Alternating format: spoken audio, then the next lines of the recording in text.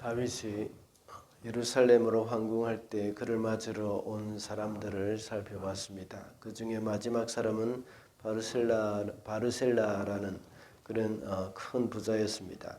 그와 다윗과의 대화를 통해서 우리는 형제간의 진정한 사랑을 배울 수 있었습니다. 그러나 다윗 왕을 서로 모시고 정치적 주도권을 잡으려고 했던 이스라엘 백성들과 유다 지파 간의 다툼도 있었습니다.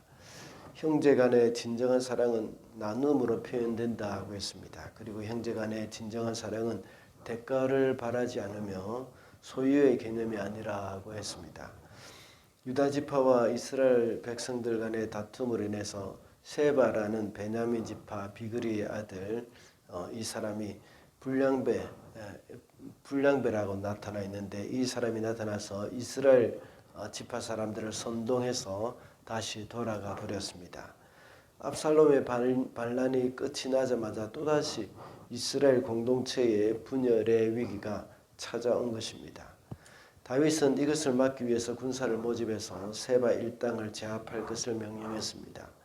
우리 공동체 안에서도 역시 이런 분열이 일어나지 않도록 늘 깨어 있어야 하겠습니다. 그래서 오늘은 공동체의 분열을 막아라 라는 제목으로 말씀을 살펴보겠습니다. 첫째로 다툼이 있을 때에 사탄이 틈을 타게 된다는 것을 알아야 합니다.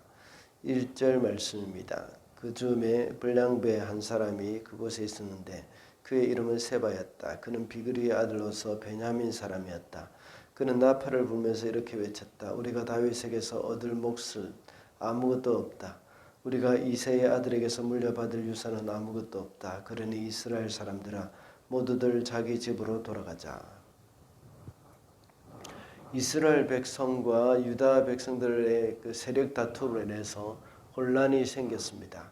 그런 가운데 유다 사람들의 말이 더 득세를 하게 되었죠. 그러자 베냐민 지파 불량배 비그리의 아들 세바가 나팔을 불면서 일어나서 이스라엘 백성들을 선동해서 각자 집으로 돌아가 버렸습니다.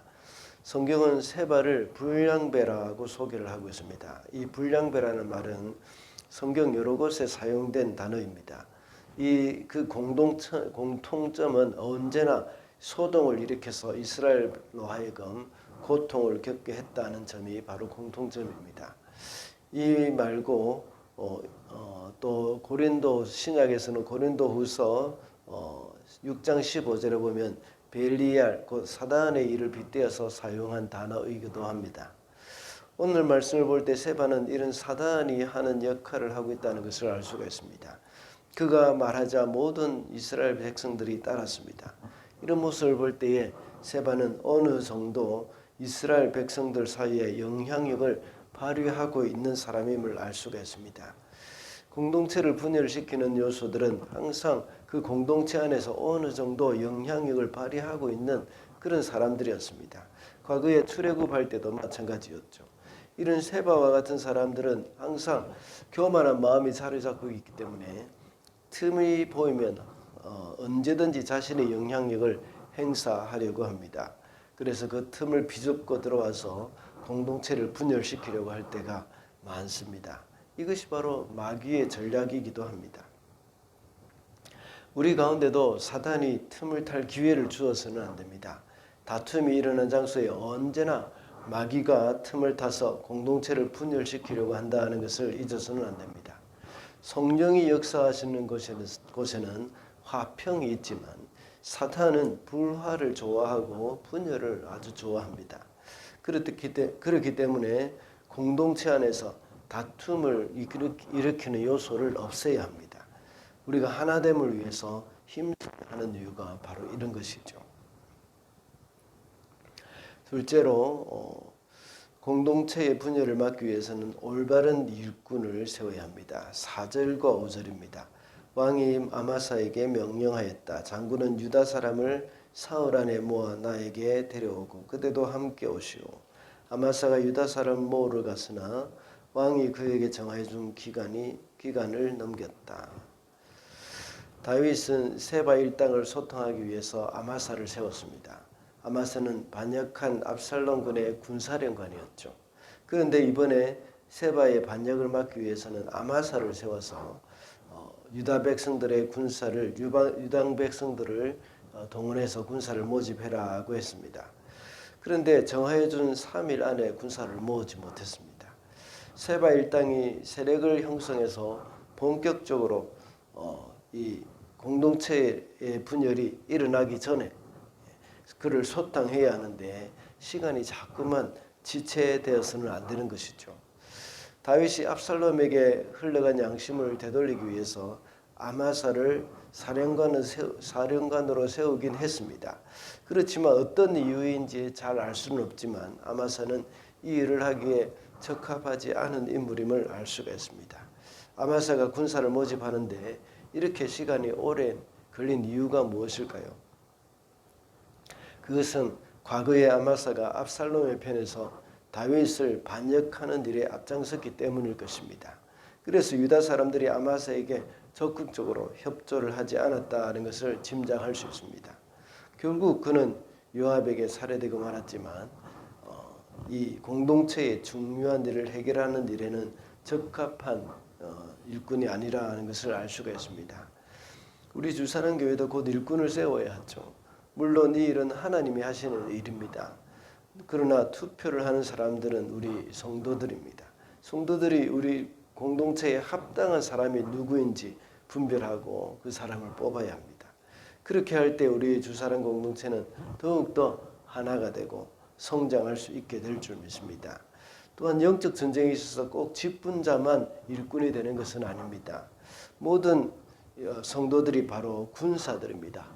영적 전쟁의 군사된 우리가 바른 일꾼이 되어야 한다는 것도 역시 우리는 잊어서는 안 되겠습니다.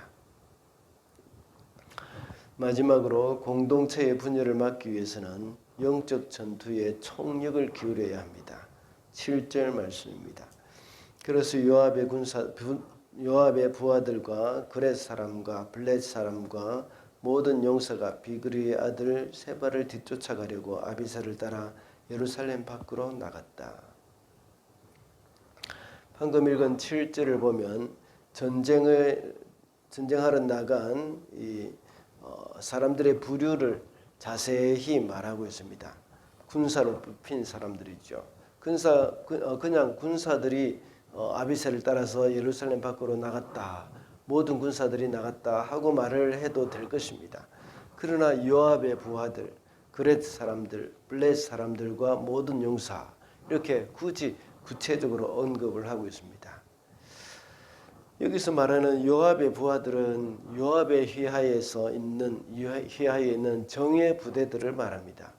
그리고 그렛 사람들과 블렛 사람들은 다윗의 친위대를 말하죠. 그리고 모든 병사들은 다윗이 압살롬의 난을 피하여 도망갈 때에 다윗을 호위하고 보필하던 그런 병사들이었습니다. 이 말은 다윗이 세바의 반란을 진압하기 위해서 모든 병사들을 다 동원했다는 말입니다. 총력을 기울였다는 것을 알 수가 있습니다. 이렇게 총력을 다해서 전쟁에 임하였기 때문에 세바의 반역을 어렵지 않게 제압을 하고 공동체의 분열을 막을 수 있었던 것입니다. 우리 성도들이 치루어야 할 영적 전쟁도 역시 만만하게 생각해서는 안 됩니다. 모든 영적 전쟁에 우리가 최선을 다해야 합니다. 사탄은 성도들이 영적 전쟁에 관심이 없기를 바라고 있습니다.